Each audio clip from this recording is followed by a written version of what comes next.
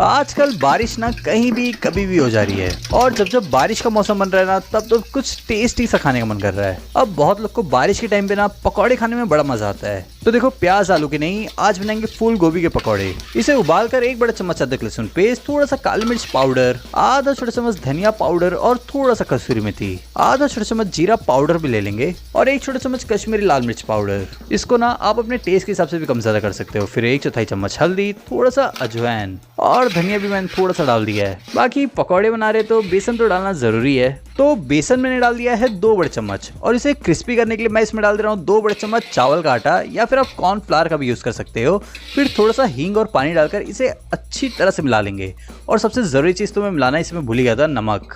और नमक अपने टेस्ट के हिसाब से अच्छी तरह से मिलाने के बाद हम इसे फ्राई कर लेंगे और फ्राई करने के बाद हम इसे हरी चटनी के साथ सर्व कर लेंगे।